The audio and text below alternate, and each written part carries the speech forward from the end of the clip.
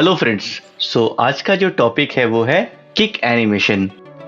Gaming animation में हम multiple sort of attack animations का यूज करते हैं और इसके लिए हमें एक सीमलेस एनिमेशन की बहुत ज्यादा रिक्वायरमेंट होती है। तो आइए देखते हैं किस तरह से हम किक एनिमेशन का एक सीमलेस फॉर्म क्रिएट कर सकते हैं।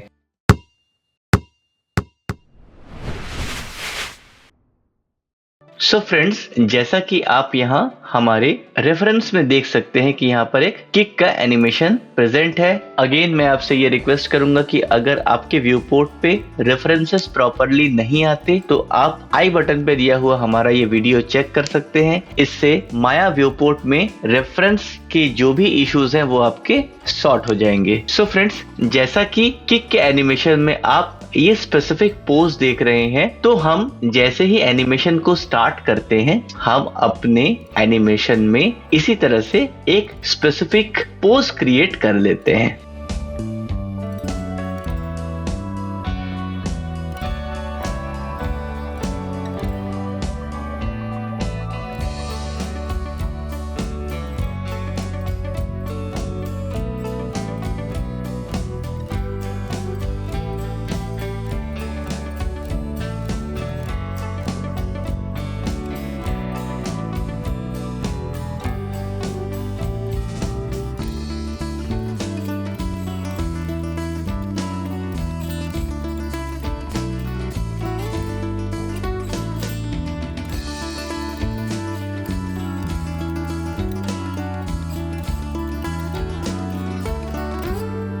और मोर ओवर अगर आप देखो तो मैंने यहाँ पर एक पोज क्रिएट कर लिया है जो सिमिलर टू हमारे इस पोज के है, जैसा कि आप हमारे रेफरेंस में देख सकते हैं। नाउ हमने करना क्या है कि हमने Alt 2 से अपने इस मेश को ऑफ करके जो भी हमारे कंट्रोलर्स हैं उनमें एक की लगा देनी है प्रेस करके। अब हम इसके बाद अगर आप देखो तो 6 फ्रेम पे आते हैं और यहाँ पर 6 फ्रेम में हम अपने बॉडी को थोड़ा सा सेट करते हैं अपने किक को करने के लिए। हमने यहाँ पर अपने बॉडी को थोड़ा सा एक सेट करना है। It's not that much, it will be very light, जैसा कि हम सेटलिंग एनिमेशन में देखते हैं। और क्योंकि हम किक को स्टार्ट करेंगे तो उस पुश को लेने के लिए जो हमारा हैंड है वो थोड़ा सा अपने आप को ट्रिगर करेगा पीछे की तरफ ले जाने के लिए, यानी जो हमारे एंटिसिपेशन का प्रोसेस है वो कहीं ना कहीं यहाँ से शुरू हो जाएगा।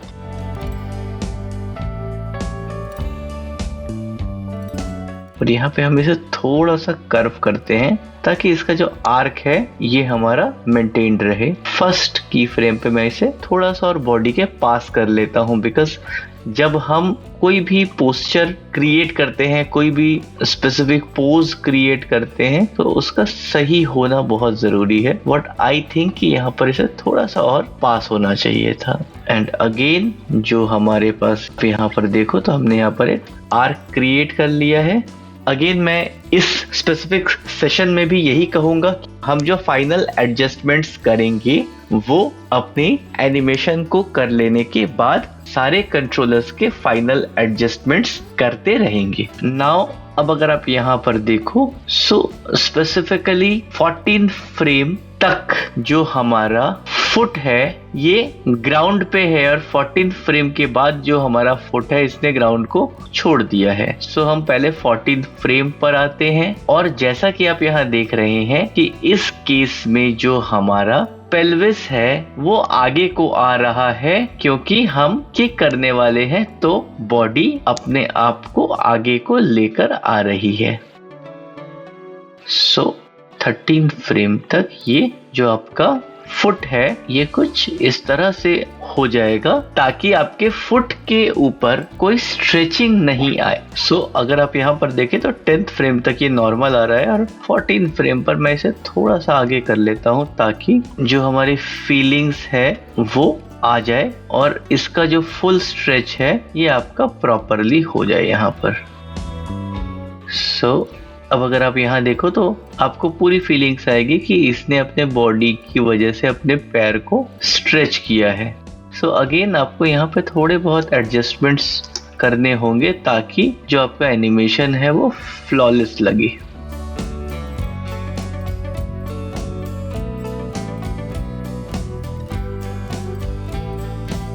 और साथ ही साथ आप देख रहे हैं जो पेल्विस है, क्योंकि वो अपने आप को बैलेंस करेगा, सो उसका जो मूवमेंट है वो टुवर्ड्स आपके उस फुट की तरफ होगा जो फुट ऑलरेडी ग्राउंड को टच किए हुए है। ना मैं इसके हैंड्स को यहाँ पर सेट कर लेता हूँ। सो जिस तरह से जो हमारा हैंड है वो नीचे आ रहा है,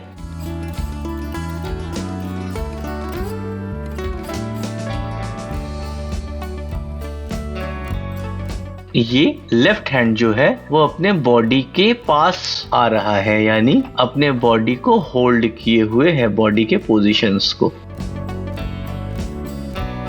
और जो इसका एल्बो है वो एक स्ट्रेट लाइन में कुछ इस तरह से होगा कि ये आपका बहुत प्रॉपर मैनर में पीछे आ सके और किसी ऑब्जेक्ट के साथ कोई इशू भी क्रिएट ना हो। इन सिमिलर मैनर आपका जो राइट हैंड है, क्योंकि आपका जो बॉडी है वो अपने आप को एंटिसिपेट कर रहा है, तो जो हमारे राइट आर्म का पोजीशन है वो भी कुछ इस तरह से होगा कि जो फ्लो ऑफ आपका राइट आर्म है उसी से हम प्रेशर को कहीं ना कहीं ले रहे होंगे। और आपको हमेशा ही एनिमेशन को करते हुए अपने एल्बोस का जरूर ध्यान रखना है, बिकॉज हम जैसे कहते हैं ना कि सावधानी हटी और दुर्घटना घटी। तो जब आप अपने एनिमेशन को क्रिएट कर रहे हैं और अगर आपके जो एल्बोज हैं वो अपने सही पोजीशन पर नहीं है, सो आपको कहीं ना कहीं इसका खामियाजा भुगतना पड़ेगा। सो यहाँ पर जो आपका पेल्विस है वो पूरी तरह से घूमकर आगे को आ जाएगा।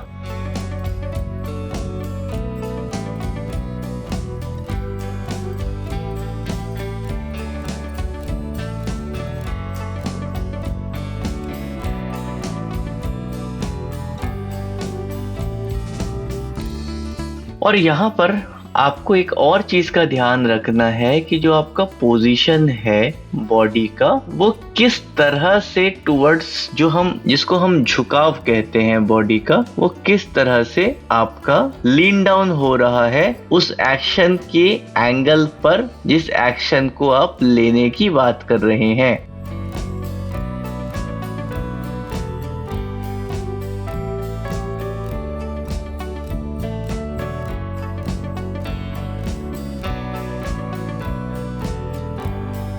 और यहाँ पर आप देख सकते हैं कि किस तरह से जो हमारा फुट है वो फॉरवर्ड डायरेक्शन में जा रहा है। अब अगर आप यहाँ पर गौर से देखें तो कायदे से 7th फ्रेम पर ही हमारे फुट ने कुछ कुछ जमीन छोड़ना शुरू कर दिया है। सो यहाँ पर भी मैं इस तरह से अपनी चीजों को एडजस्ट कर दूंगा।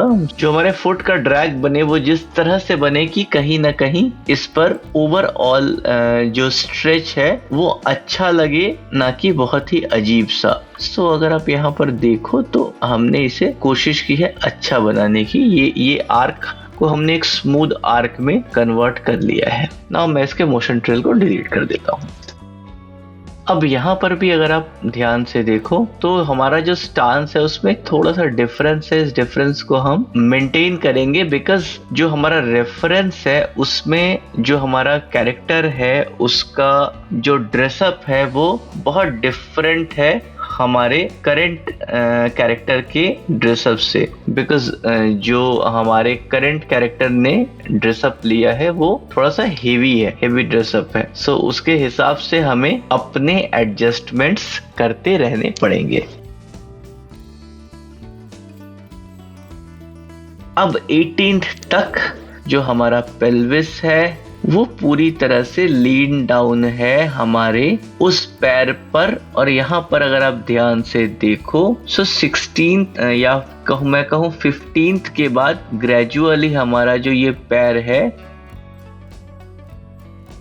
ये किस तरह से रोटेट हो रहा है। ये रोटेट जो हो रहा है इसका पोजीशन आपको ध्यान रखना है। अब अगर इसके पोजीशन की मैं बात करूं तो ये जो रोटेशन है ये एक्चुअली अपने फ्रंट वाले जो टो है हमारे फुट का उसके ऊपर ये रोटेशन है। तो आपको ये चीज ध्यान रखनी है कि आपका मूवमेंट किस एंगल पे है, नहीं तो आपका जो एनिमेशन है कहीं ना कहीं वो इम्प्रॉपर हो जाएगा। यहाँ पर इसका जो रोटेशन है इसने अपने आप को टो पर रोटेट किया है। अकॉर्डिंगली हम भी अपनी बॉडी को उसी तरह से सेट कर लेते हैं और ये हम थोड़ा सा और आगे आ जाते हैं यहाँ तक, और यहाँ पर स्ट्रेच हमारे पैर का प्रॉपर वे में हो चुका है और हमारा पैर यहाँ पर आप देखिए किस तरह से प्रिपरेशन पॉइंट पे आ गया है ताकि आगे हम इसे किक कर सके। और हम यहाँ पर अगर आप देखें तो हमारा जो पेल्विस है उसका फॉर्मेशन थोड़ा सा आउटवर्ड डायरेक्शन में है। हमने इन चीजों का ध्यान रखना है while we are doing the animation set, while we are creating those animations। हमने देखना है कि हमारा जो एनिमेशन हम बना रहे हैं उसमें कोई स्पेसिफिक ग्लिच ना आ जाए, वो सही बने।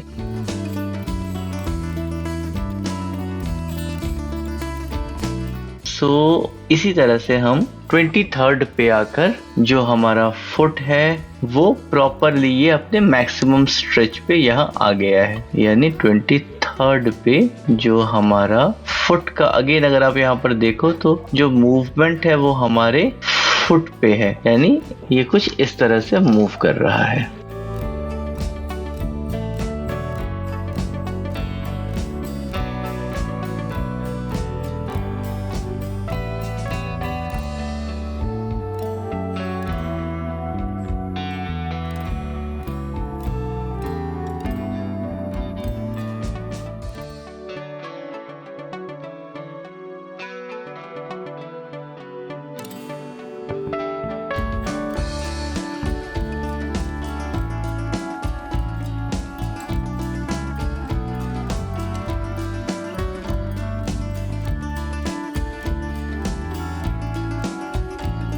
और हम इसी बीच थोड़ा इन बिटवीन्स पे भी ध्यान रखेंगे कि जो हमारे इन बिटवीन फ्रेम्स हैं, क्योंकि ये एक IK कांस्टेंट है जो हमारे फुट का कंट्रोलर है, हमने ये ध्यान देना होगा कि इसका जो फ्लो है वो किस तरह से आपका आ रहा है।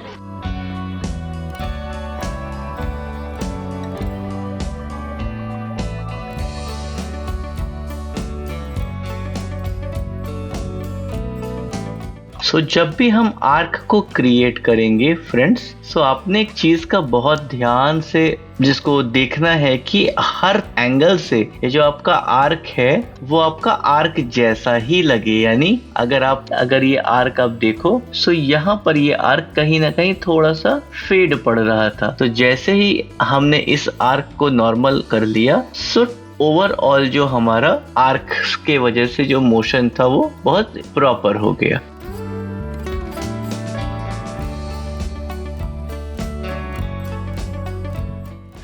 अब हमने यहाँ पर थोड़ा सा चीजों को अगेन ध्यान रखना है ताकि जो हमारा overall appearance of our animation है वो अच्छा दिखे।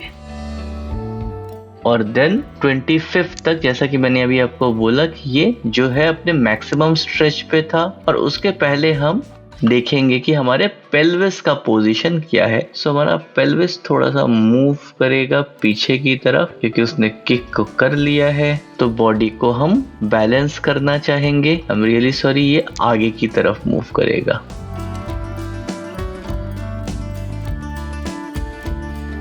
और वाइल एनिमेटिंग आपने एक चीज और ध्यान रखनी है कि आपका जो लाइन ऑफ एक्शन जो सारी चीजों का है वो प्रॉपर आना चाहिए।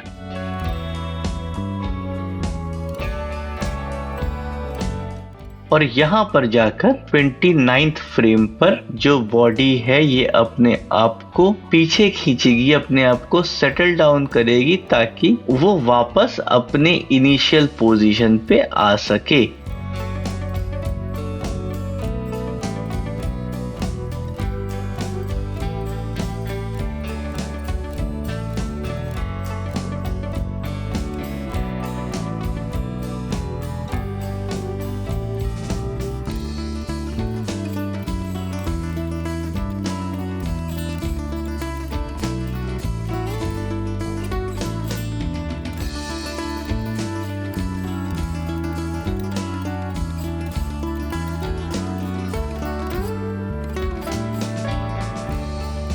और अगेन मैं आप लोगों से ये रिक्वेस्ट करूंगा, क्योंकि अगर आप FK पे काम कर रहे हो तो आपको इस तरह से आर्क को चेक करने की जरूरत नहीं है। मेरे इस स्पेसिफिक रिग में FK का कोई इशू है, जिस वजह से मुझे अपने आर्क को चेक करते रहना पड़ रहा है। और यहाँ पर क्योंकि बॉडी अपने आप को सेटल डाउन कर रही है, इसलिए यहाँ पर एक हल्का सा आपको सेटलमेंट देखने को मिलेगा। सो अगर आप चाहें तो ये सेटलमेंट बना सकते हैं। ये सेटलमेंट थोड़ा सा रियलिस्टिक फील दे देगा आपके एनिमेशन को।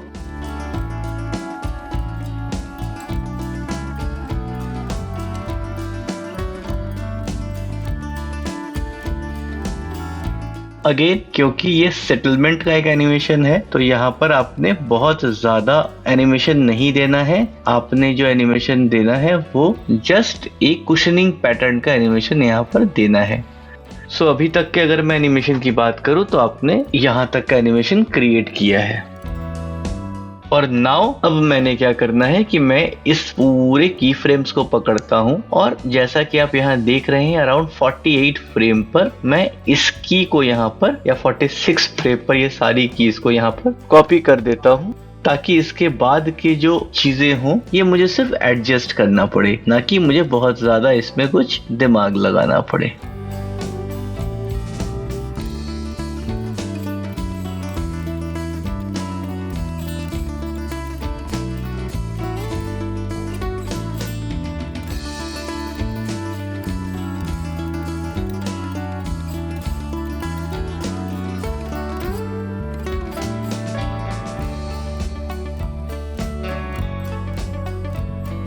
सो मोर ओवर अगर आप देखें तो इस तरह से जो हमारा कैरेक्टर है उसने एक किक किया, और यहाँ पर किक करने के बाद वो रिटर्न अपने पोजीशन पे आ रहा है।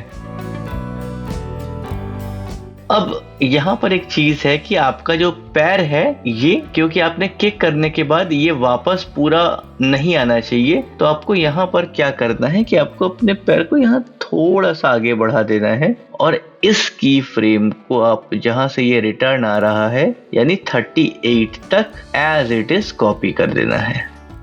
सो इससे क्या होगा कि जो आपका फुट स्टेप है वो कहीं ना कहीं बहुत ज्यादा बैक नहीं करेगा, और ओवरऑल जो आपका एनिमेशन है उसमें एक स्पेसिफिक फ्लो आ जाएगा। बाद में जब हम इसे गेम इंजन के लिए एक्सपोर्ट करेंगे तो वहां पर आप एडजस्टमेंट्स है जो ये डिस्टेंस का, ये कोडिंग के थ्रू कहीं ना कहीं कवर हो जाएगा। सो यहाँ पर कुछ चीजें हैं जैसा कि अभी आप यहाँ देख रहे हैं कि ये जो आपके पैर का फ्लो है, इन सब चीजों को, ये सब माइनर चीजें हैं, इन सब चीजों को आपको ध्यान रखना है कि while doing your animations इन चीजों में कहीं ना कहीं वो ब्रोकन वाली जो फीलिंग्स है वो कहीं नहीं आनी चाहिए।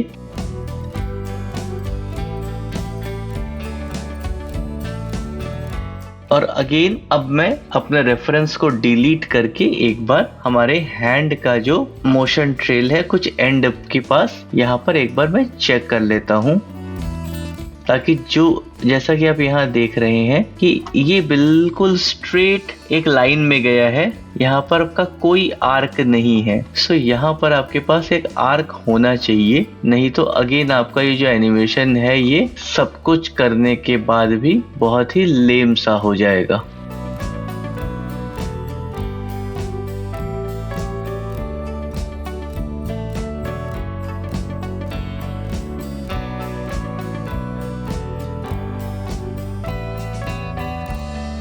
एंड यू कैन सी कि यहाँ पर एक ग्लिच है, हमारे जो कंट्रोलर हैं उन्हीं में एक ग्लिच है। सो इसका भी आप मोशन ट्रेल ऑन कर लीजिए तो आपको ये ग्लिच सडनली कहाँ हो रही है।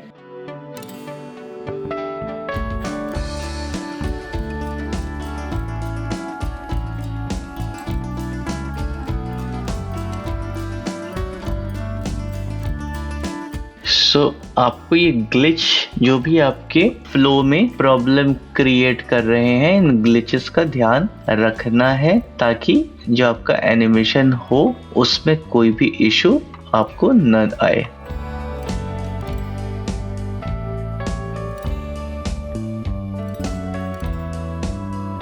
तो तो आप देख सकते हैं कि कैसे जो एडजस्टमेंट्स हैं, उन एडजस्टमेंट्स के बाद जो आपका एनिमेशन है वो प्रॉपर होता चला जा रहा है।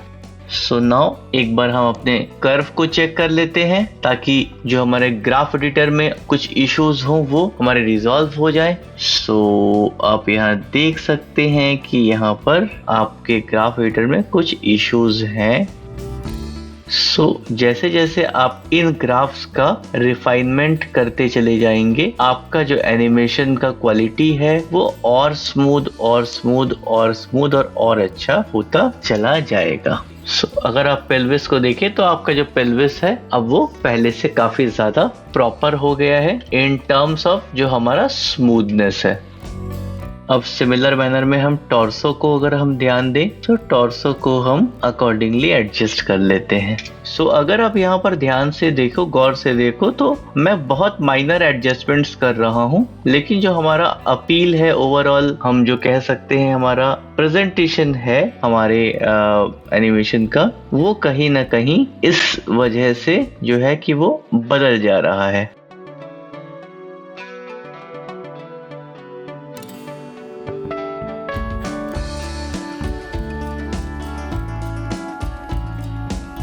आपने ध्यान रखना है कि आप जब ये डिलीट कर रहे हो की फ्रेम, तो ऐसा भी ना हो जाए कि आपका कोई एनिमेशन, जैसा कि अभी हमने अपने लेफ्ट आर्म में देखा, लेफ्ट जो हैंड का जो रोटेशन था उसमें कुछ इश्यूज आ गए थे, ऐसा कुछ हो जाए।